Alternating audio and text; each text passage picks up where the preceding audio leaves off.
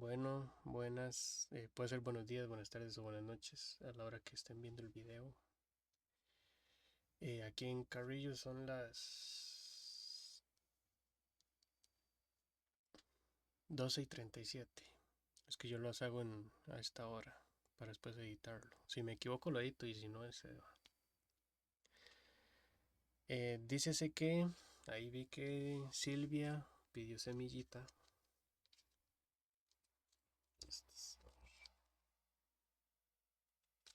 Silvia pidió semillita y, bueno, y Bet.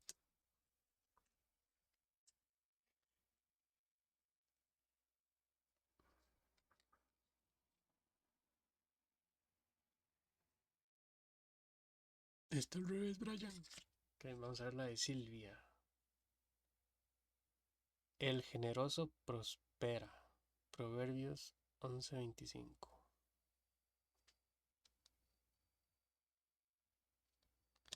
Esa es la que le tocó Sil.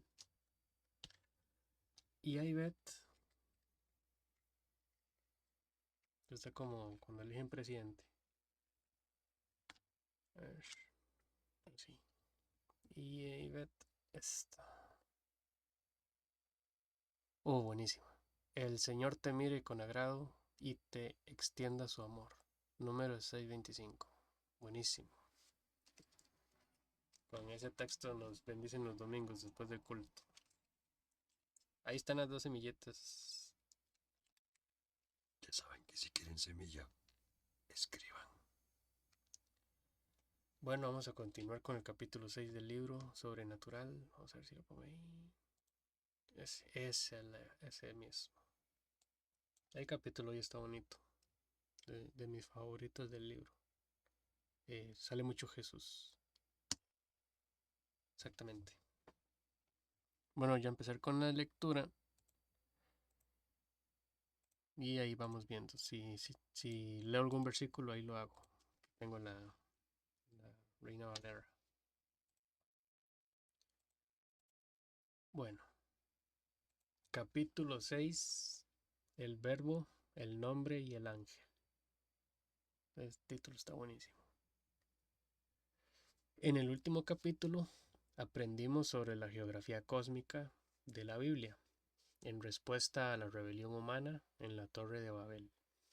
Dios desamparó a las naciones, las asignó a los miembros de su consejo celestial, los hijos de Dios, Deuteronomio 32, 8 al 9.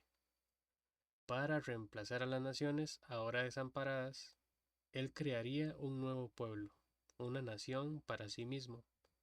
Ellos serían sus agentes para restablecer su reino en la tierra.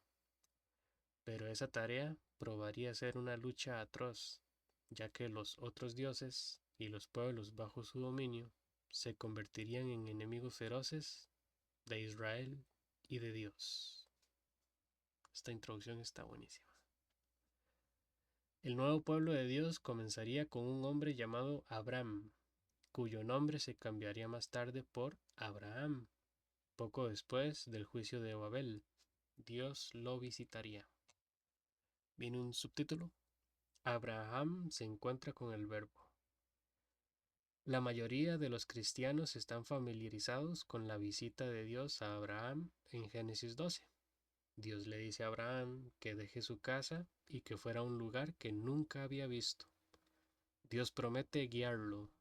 Él le dice a Abraham que él será su Dios y le da promesas de pactos especiales.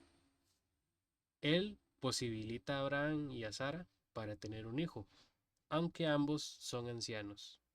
De ese hijo vendrán multitudes de personas, personas que formarían la nueva familia terrenal de Dios.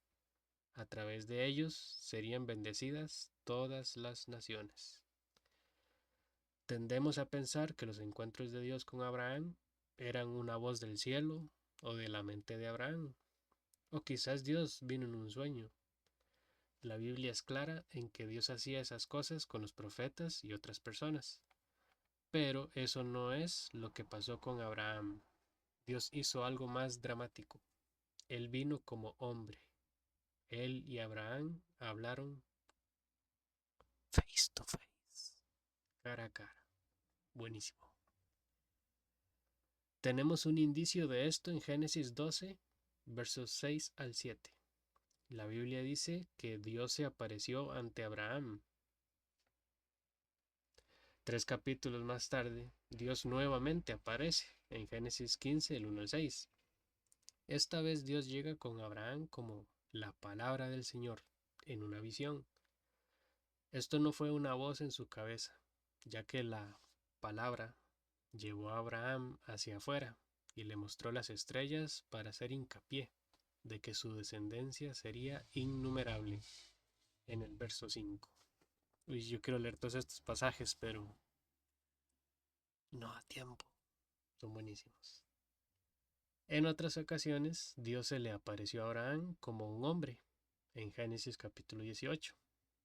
Hizo lo mismo con Isaac, en Génesis capítulo 26, 1 al 5, el hijo que Dios había prometido, y con Jacob, el hijo de Isaac, en Génesis 28, versos 10 al 22, en el capítulo 31, versos 11 al 12, y en el capítulo 32, versos 34 del 30 al 34. La palabra o voz de Dios como una manera de expresar a Dios en forma humana aparece en lugares inesperados. Una de mis instancias favoritas se encuentra en 1 Samuel 3. El niño Samuel continúa escuchando una voz llamándolo en la noche mientras intentaba dormir. Es el pasaje ese, ¿verdad? Samuel. Y él fue en Delí, aquí estoy, ¿para qué me llamas? Samuel. Bueno, ya. Eventualmente Eli, el sacerdote con quien Samuel vivía y para quien trabajaba, dedujo que era Dios. En el versículo 10, Dios volvió a Samuel. Entonces vino el Señor y se detuvo. Y llamó como en las otras ocasiones, Samuel, Samuel. Sabemos que este era Dios en forma humana, porque la descripción lo tenía de pie, parado, y porque al final del capítulo, en el verso 19, dice, la palabra del Señor había tomado por costumbre de aparecérsele a Samuel. Otro profeta a quien la palabra del Señor le venía en forma física era Jeremías. Este está interesante, está interesante. En Jeremías, en el primer capítulo, donde fue llamado a ser profeta, Jeremías dice que la palabra vino a él. Jeremías identificaba la palabra con Dios mismo. El Señor lo tocó con sus manos, en el de los versos 1 al 9. Sí voy a leer el de Samuel, para que vean qué interesante. 1 Samuel 3, en el 10 era. Reina Valera. Pues sí puedo ponerlo ahí para que lo vean, porque yo sé que no les gusta leer la Biblia. Ahí abajo y en el verso 10 dice, y vino Jehová y se paró, se detuvo, decía el libro, y llamó como las otras veces. O sea, Jehová estaba ahí de pie. Interesting, interesting. Y en Jeremías, no solo Jeremías, otros profetas también. Hay una traducción babilona que es católica que dice vino, o sea, habla de la palabra de Dios como una carga o como un oráculo. En Jeremías cuando empieza, dice las palabras de Jeremías, hijo de Hilcías, en tierra de Benjamín, y en el verso 2 dice, palabra de Jehová que le vino en los días de Josías, hijo de Amón. Palabra de Yahvé que le vino. Se entiende que en realidad sí, es literal. La palabra de Yahvé vino y le revela a Jeremías cosas. Le habla. Está interesante. Bueno, Dios en forma humana. Brian, pero Jesús se encarnó. Estamos hablando del Antiguo Testamento. Dios en forma humana. En muchas ocasiones, la apariencia de Dios en forma humana está descrita como un encuentro con el ángel del Señor. Este ángel es un personaje familiar. Por ejemplo, él aparece a Moisés en una zarza ardiente. Esto está en Éxodo capítulo 3, versos 1 al 3. Dios en la zarza prometió usar a Moisés para guiar a su pueblo fuera de Egipto. En Betel, Dios se apareció a Jacob de forma visible en un sueño. Génesis 28, versos 10 al 22, donde fue identificado como el Señor, como Yahvé. Más tarde el ángel de Dios vino a Jacob en otro sueño, y sin rodeos le dijo que era el mismo Dios, quien se encontró con él más temprano en Betel. Génesis 31, versos 11 al 12. Muchos maestros bíblicos titubean en identificar a este ángel como Dios mismo, pero hay varias indicaciones seguras de que es él. Quizás la más importante sucede poco después que Dios le da la ley a Moisés. Al prepararse los israelitas para su jornada a la tierra prometida, Dios le dice a Moisés: He aquí, yo enviaré un ángel delante de ti, para que te guarde en el camino y te traiga al lugar que yo he preparado. Sé prudente delante de él y obedece su voz. No seas rebelde contra él, pues no perdonará vuestra rebelión, porque en él está mi nombre. Pero si en verdad obedeces su voz y haces todo lo que yo digo, entonces seré enemigo de tus enemigos y adversario de tus adversarios. Éxodo 23, versos 20 al 22. Este no era un ángel normal. Este ángel puede perdonar pecados o no. Este ángel tiene el nombre de Dios en él. Esa expresión es rara pero significativa. En el Antiguo Testamento, el nombre era una manera de referirse a Dios mismo. Hebreo es Hashem. Hashem.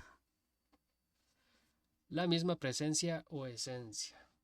Por ejemplo, en Isaías capítulo 30, versos 27 al 28, asigna el nombre del Señor como una persona, como Dios mismo. O sea, el término, el nombre del Señor o el nombre se está refiriendo a Dios mismo, su presencia, su esencia. Yo conozco algunas personas que le llaman a la presencia de Dios Shekinah. Le voy a poner un reto a los que dicen eso. Búsquenme en la palabra Shekinah en el Antiguo Testamento. Un versículo. Bueno, y si lo encuentran les doy 5 semillitas. Veamos qué dice Isaías 30, 27 al 28. He aquí el nombre del Señor viene de lejos. Ardiente es su ira y denso es su humo. Sus labios están llenos de indignación. Su lengua es como fuego consumidor y su aliento como un torrente desbordado. He aquí viene el nombre del Señor. No es que venía el nombre ahí, las letras flotando, ¿verdad? Sino que ahí viene la presencia. Ahí viene el Señor mismo. Es lo que quiere decir. Aún hoy, judíos practicantes se refieren a Dios al decir Hashem, el nombre. Ha, él, y Shem es nombre. Por ejemplo, uno de mis libros favoritos, los que me conocen saben cuál es, se llama Shir Hashirim. No le puedo decir cuál es. Otra manera de saber que este ángel era Dios en forma humana es comparar a Éxodo 23, 20 al 22 con otros pasajes. El ángel que se encontró con Moisés en la zarza ardiente, el ángel con el nombre de Dios dentro de él, efectivamente sacó a los israelitas de Egipto y los llevó hacia la tierra prometida. Jueces 2, 1 al 3. Pero también lo hizo el Señor. Josué 24, versos 17 al 18. Y la propia presencia de Dios. Deuteronomio 4, versos 37 al 38. Un día voy a hacer un video solo leyendo los textos porque es importante. La idea es que ustedes lo lean. Pero no leen. El Señor, la presencia y el ángel del Señor son diferentes maneras de señalar a la misma figura, Dios. Pero el ángel es en forma humana. Uno de los pasajes en la Biblia que hacen este señalamiento más convincentemente es también muy oscuro. Pocas personas lo han notado. Es una escena del lecho de muerte, antes de morir. Jacob quiere bendecir a los hijos de José. En su bendición, él se acuerda de episodios en su vida, alguno de sus encuentros con Dios, y comienza su bendición de esta manera. Aquí va a citar Génesis 48, versos 15 al 16, las últimas palabras de Jacob. Y así bendice a Efraín y a Manasés. El Dios delante de quien anduvieron mis padres Abraham e Isaac, el Dios que ha sido mi pastor toda mi vida hasta este día, el ángel que me ha rescatado de todo mal. Luego, increíblemente, en el versículo 16, él ora, bendice a estos muchachos.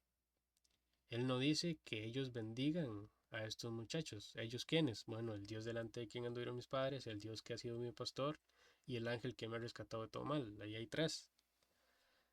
Dice que no dice ellos bendigan, como si estuviera hablando de dos personas diferentes, Dios y el ángel.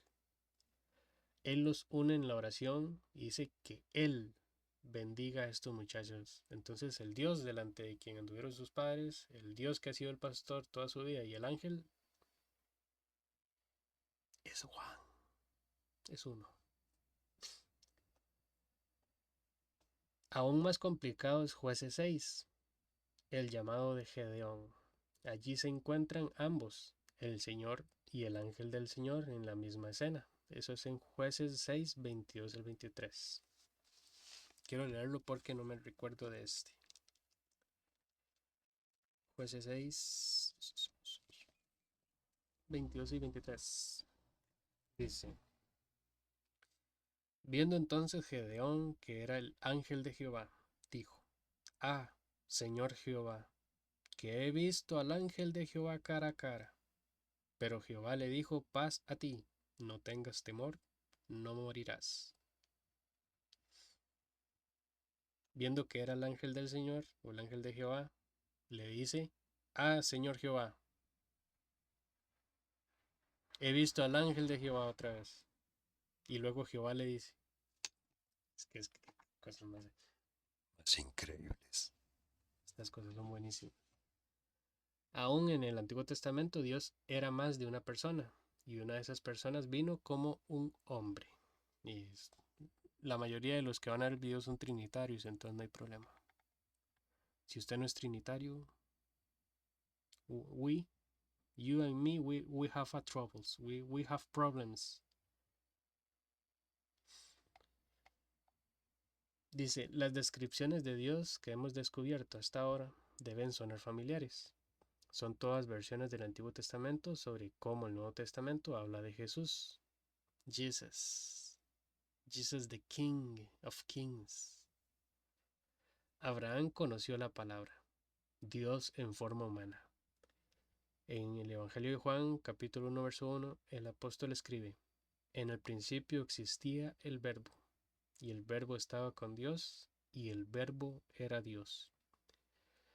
En el versículo 14, Juan dice que esta palabra se hizo carne y habitó entre nosotros. Cuando un judío del primer siglo leía el Evangelio de Juan, la mente de él o ella los llevaría a Dios mismo, viniendo como la palabra o el verbo. De hecho, aún Jesús declaró que Abraham había visto su día y que él había estado antes de Abraham. Esto es en el capítulo 8, versos 56 al 58, cuando discute un poco ahí con los fariseos. De hecho, les dice, ustedes son hijos de vuestro padre el diablo. Bueno, Moisés se encontró con el ángel del Señor, Dios en forma humana, en la zarza ardiente y posteriormente también. El ángel sacó a Israel de Egipto hacia la tierra prometida.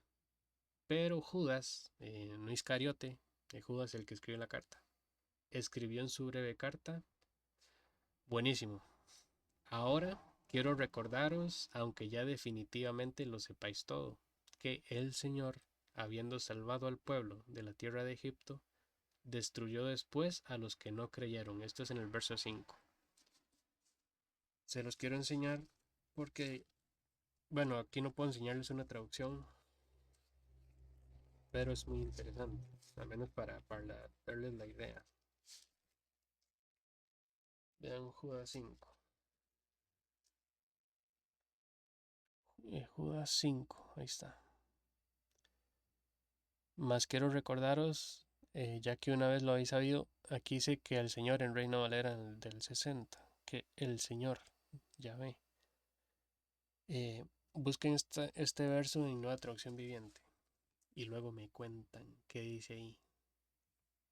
¿Quién sacó a Israel de Egipto? Nueva Traducción Viviente. Búsquenlo. Y en la Biblia textual, tercera revisión, también yo creo que lo dice.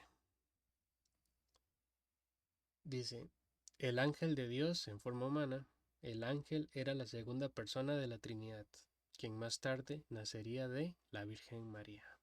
Buenísimo. Esto de la segunda persona de la Trinidad es una forma de decir, no es que es la primera, segunda, tercera, es una forma de decirlo. No nos hagamos bolas. La presencia de Dios, el nombre, hizo este ángel distinto a todos los demás. A veces, en el Nuevo Testamento, Jesús habla de Dios el Padre como el nombre. En su oración, que en el jardín del Getsemaní, justo antes de ser capturado para el juicio que lo llevaría a la crucifixión, Jesús oró. Y ahora, glorifícame tú, Padre, junto a ti, con la gloria que tenía contigo antes que el mundo existiera. He manifestado tu nombre. Esto es Juan capítulo 17, versos 5 al 6 y al verso 26. Hay un libro de John Owen muy bueno, se llama La Gloria de Cristo y usa mucho este pasaje, capítulo 17. Dice, ¿qué quería decir en esta última declaración? Jesús no estaba diciendo que él dejó a la gente saber cuál era el nombre de Dios. O sea, que él se llama, no, es que Dios, mi Padre, se llama Yahvé, se llama Jehová. Eso no es lo que quiere decir. Ellos eran judíos. Ellos sabían cuál era el nombre de Dios. Era Yahvé. Ellos tenían el Antiguo Testamento. Ellos podían encontrar el nombre de Dios en miles de versículos. Cuando Jesús dijo que él había manifestado el nombre de Dios a la gente, él quiso decir que él había manifestado a la gente a Dios mismo. Ante sus propios ojos, él era Dios. Él era el nombre hecho carne.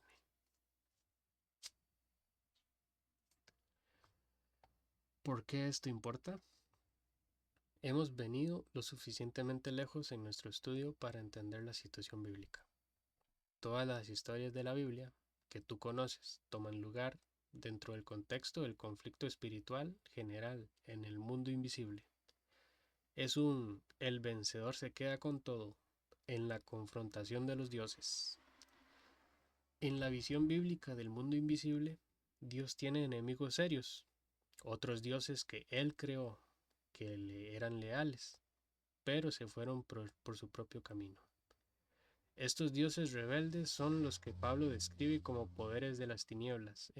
Justamente hoy Gerardo me envió un versículo, este mismo, el de Efesios, como dominios, autoridades y tronos del mundo invisible. Esos son los dioses. Efesios 6:11 y Colosenses 1:16. Todavía están aquí. They are here. En el Nuevo Testamento no hay nada que nos diga que se fueron. Así es que aquí en Mateo dice ya se largaron y ya no aparecen más. No, no dice eso. Más bien los menciona. Tronos, dominios. Jesús mismo fue puesto sobre toda autoridad, potestad en este siglo y el venir. Bueno, se deja muy claro. Están. Ellos viven para oponerse al gobierno de Dios y de privarle de un encuentro eterno con su amada familia humana a través del Evangelio. Uno de estos poderes de las tinieblas es el Señor de la muerte. Tiene derecho a reclamar la humanidad, ya que su engaño a Adán y Eva resultó en la pérdida de la inmortalidad. Y esa fue su meta, la exterminación del pueblo de Yahvé. Es lo que el género de los hijos rivales de Dios tenía en mente cuando los israelitas entraron a Canaán: matar o ser matados para prevenir que el pueblo de Dios poseyera la tierra. Una vez que Israel entró a la tierra, la meta de los poderes de las tinieblas se mantuvo igual, pero su estrategia cambió: seducir al pueblo de Dios para adorar a otros dioses. Y entonces Yahvé habría de deshacerse de ellos por nosotros. Y eso fue lo que pasó. Dios envió a su pueblo al exilio. Pero los poderes de las tinieblas sabían algo más. Yahvé no abandonaría su plan. La maldición del que originalmente se reveló predijo que un día el descendiente de Eva vendría. Ellos sabían, los dioses, que en algún punto dado el prometido aparecería. Aunque Pablo nos dijo que ellos no conocían con precisión lo que Dios estaba planificando.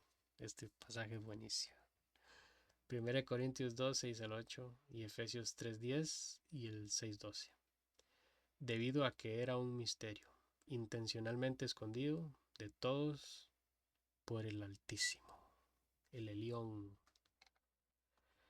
Bueno, la próxima va a ser capítulo 7, reglas de combate. Nos van a enseñar a luchar contra estos seres. Si es que hay que luchar o si es Dios el que luche contra ellos. Ahí lo vamos a ver. Pero vuelvo a repetir lo que está al final. Pablo nos dijo que ellos, los dioses que se revelaron, no conocían con precisión lo que Dios estaba planificando. Tenían una idea, pero no lo conocían con precisión. No sabían quién era ese prometido, ese descendiente de Eva.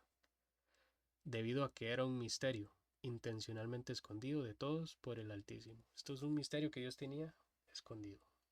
Ni siquiera ellos, que son tan inteligentes, lo descubrieron. Si no me equivoco, este de Corintios voy a leerlo, 1 Corintios 2, para leer algo del Nuevo Testamento. 1 Corintios 2, 6 al 8. Dice, sin embargo, hablamos sabiduría entre los que han alcanzado madurez, y sabiduría no de este siglo, ni de los príncipes de este siglo que perecen.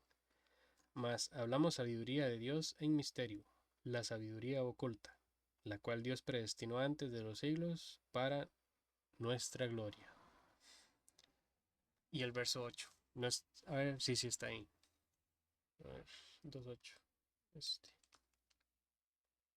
Es que manejar la cámara se me enreda. Dice el 8. Esa sabiduría oculta dice la que ninguno de los príncipes de este siglo conoció. ¿Quiénes serán esos príncipes? Ay, ay, ay. ¿Por qué? Dice, porque si la hubieran conocido, nunca habrían crucificado al Señor de gloria. ¿Por qué esos príncipes? Sí, son reyes de la tierra. ¿Por qué? ¿O son estos seres usando a estos reyes de la tierra? ¿Por qué crucificaron a Jesús? Si hubieran sabido quién era, ¿lo habrían crucificado? Bueno, con eso quedamos. 61.